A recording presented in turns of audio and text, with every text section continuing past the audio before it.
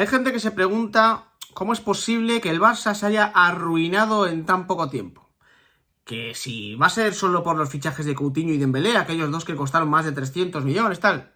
Pues no, es un cúmulo de situaciones, es un cúmulo de circunstancias.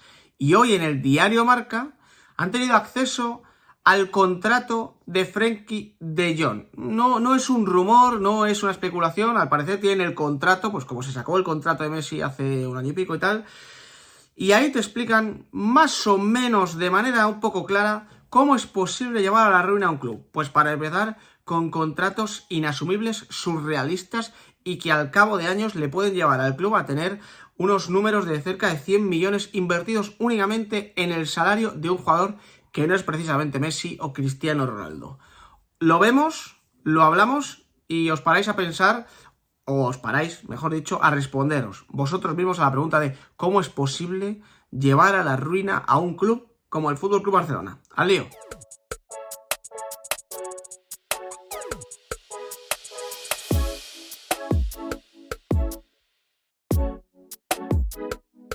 ¿Qué tal, familia? ¿Cómo estáis? Ha sacado el diario Marca hoy, en su periódico, en la tirada de hoy, el contrato de Frenkie de Jong con el FC Barcelona. Y me ha recordado a cuando sacó El Mundo, creo que fue El Mundo, sí, El Mundo, el contrato de Messi con el FC Barcelona. Si os acordáis, aquel contrato de Messi era un contrato en el que, creo, hablo de memoria, le había sangrado el argentino cerca de 500 millones de euros al Barcelona. Y en Barcelona te lo defendía porque es que Messi ha sido el más grande, Messi ha sido el jugador más importante en la historia del fútbol, etcétera, etcétera, etcétera. Bueno, pues un año después te saca el diario Marca el contrato de Frenkie de Jong. Como he dicho en la entrada, esto no es un rumor, no es una especulación sobre un posible fichaje, no, es un contrato que yo supongo que cuando tú sacas un contrato, desvelas un contrato de un periódico, es porque lo tienes todo atado y bien atado, más que nada porque si lo tienes así un poco dudoso o te tiras un triplazo, la demanda puede ser histórica. Y no parece que el Barcelona vaya a contestar al diario Marca sobre el contrato de Frenkie de Jong. La noticia la firma Luis Felipe Rojo, supongo que se llama, bueno, Luis F. Rojo, es que nunca me acuerdo del segundo nombre de este hombre, periodista del diario Marca que cubre la actualidad del FC Barcelona, y nos ha sacado el contrato con cifras, en un gráfico bastante interesante de Frenkie de Jong. Primero leemos la explicación que dan y luego vemos el gráfico para que lo entendáis bien y seáis conscientes de cómo se puede generar un agujero tan grande solo con el salario de un jugador. Y luego también pues nos podemos llegar a explicar por qué el Barça tiene el límite salarial peor gestionado del fútbol español. Primera captura. Os voy a leer solo lo que está sombreado en azul porque si no es demasiado texto y me voy a quedar sin voz, claro. En total, hablan sobre el contrato de Frenkie de Jong, ¿vale? Abonará el Barça, en este caso, 88,58 millones de euros brutos por el salario fijo y los bonos de fidelidad que tiene en su contrato. A esta cantidad se le podrían sumar variables por valor de 8 millones, 2 por cada ejercicio, si juega el 60% de los partidos, y un máximo de 12,8 por títulos conseguidos o entrar en la final de la Champions. Ya estamos hablando de más de 100 millones de euros para Frenkie de Jong si se van dando ciertas circunstancias, que alguna, como veis, el porcentaje de partidos jugados y tal, es factible que Frenkie de Jong lo pueda cumplir.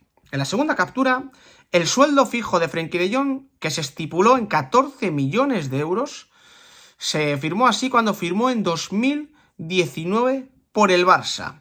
Además, los bonos de fidelidad que tiene su contrato suman en total 15,58 millones de euros. Repito que estas son cifras en bruto.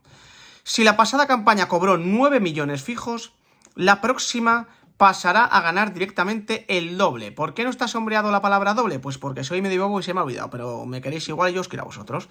La temporada 23-24 es la que tiene el récord porque percibirá 27,7 millones por fijo y bonus. Y en el gráfico que ha presentado el diario Marca se puede ver toda esta explicación que han dado. Aquí estáis viendo temporada 19-20, 20-21, 21-22 y a partir de aquí vienen los problemas. En la 22-23 el sueldo fijo será de 18 millones, el bonus de fidelidad de 2,88 Y luego tiene una serie de variables que es llegar a la final de la Champions, ganar la Liga, ganar la Copa. No es demasiado alto, esto hay que reconocerlo, no son variables demasiado altas, pero si se dieran todas, que no se van a dar, ya os lo digo yo, serían cerca de 2 millones y pico, 3 millones más. Pero es que en la temporada 23-24, si Frenkie de Jong se mantuviera en el FC Barcelona, estaríamos hablando de un sueldo fijo de 18 millones, más un bonus de fidelidad que es una absoluta locura, de 9 y pico. Estaríamos hablando de un salario de cerca de 30 millones de euros, sin entrar en las variables. Y abajo, en un pie de página, o en un pie de foto, mejor dicho, nos cuentan, porque hay un asterisco si lo habéis visto en la temporada 19-20, que el sueldo era de 14 millones, pero hubo una rebaja salarial para todos los jugadores del 12%, y la variable 1 es que cada temporada tiene 2 millones por disputar el 60% de partidos. Y en las 3 temporadas que ha estado Frenkie de Jong en el Barça, como os comentaba antes, lo ha conseguido. La segunda variable son las colectivas que se obtienen por los títulos. Ganar la Champions, ganar la Liga, ganar la Copa, etc. Bueno, de todo esto, lo que más me llama la atención, creo que esto es un contrato de Bartomeu. Corregidme si me equivoco, sobre todo si sois culés que estáis más puestos, creo que sí, es un contrato de Bartomeu. Bartomeu parecía, o la anterior junta directiva del Barça, parecía bastante proclive a firmar bonus de fidelidad. Es decir, tú te quedas, en el caso de Frenkie de Jong lo acabamos de ver, 3-4 años en el Barça, pues te vamos a calzar otros 10 millones de euros por estar unos cuantos años en el Barça. Es decir, sin tener la necesidad de negociar una renovación, se te está mejorando el contrato paulatinamente. Y luego, algo que han explicado dentro del artículo, que no sé si lo he comentado aquí, es que sí, ha habido una rebaja salarial, etcétera, pero una rebaja salarial durante 1 o 2 años, prometiéndote que después de ese año o 2 años habría una subida considerable de sueldo. Pero lo que más me llama la atención y donde quería ir a parar es ese el tema del bonus de fidelidad. Es decir, a Frenkie de Jong o a jugadores como Frenkie de Jong no le hace falta negociar renovaciones del contrato, básicamente porque sabe que en cuanto pasen 3-4 años va a tener un ingreso de 9,8 o de 7 o de 6, lo que sea, millones de euros. Es decir, tú estás 3 años cobrando X en el FC Barcelona y al cuarto año, al quinto año o al tercer año, es que me da igual, de repente cobras X más 9 kilos. Es una barbaridad. Y así se explica cómo el club se puede ir arruinando. Porque claro, este es el contrato de Frenkie de Jong. Vete a saber cómo era el contrato de Coutinho en su momento, el de Messi que ya se supo, el de Dembélé, el de otros jugadores que han ido llegando, que han sido importantes, que se ficharon por un buen precio, etcétera. O sea, el Barça fichaba por X millones, pero luego hipotecaba casi el futuro del club durante el contrato de los jugadores. Es que tú imagínate que Frenkie tiene 9 por la fidelidad, pero hay otros jugadores que tienen, ya no te digo 9, 5, 6, 4 millones. Lo multiplicas por X jugadores, más el salario fijo, más las variables, que por suerte para el Barça no le ganan absolutamente a nadie, y eso que se ahorran, y claro, es que es un absoluto agujero. Y ahora entiendo yo que el Barcelona no vea con malos ojos, por mucho que haya dicho Laporta, el tema de vender a Frenkie de Jong. Es que ya no es que ganes 80 millones de euros, o los que puedas ganar vendiendo a Frenkie de Jong, es lo que te ahorras.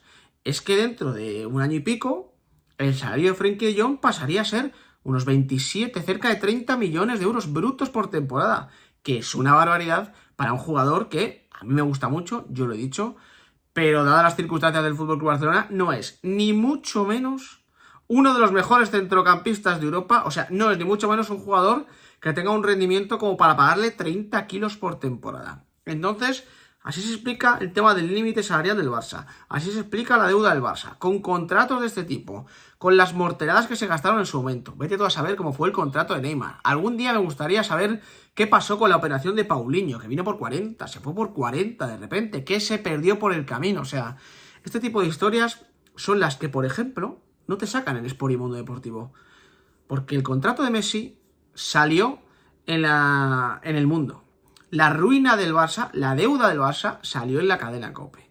El tema del límite salarial con Messi, que no iba a poder renovar, que se iba a tener que ir, salió en el canal de Ramón Álvarez de Mon. Y el contrato de Frenkie de Jong, en el que hay un agujero cada vez más grande según vayan pasando las temporadas, lo ha sacado Marca. ¿De verdad alguien se piensa que Sport, Mundo Deportivo, el Periódico de Cataluña, RAC1, etcétera, no tienen esta información?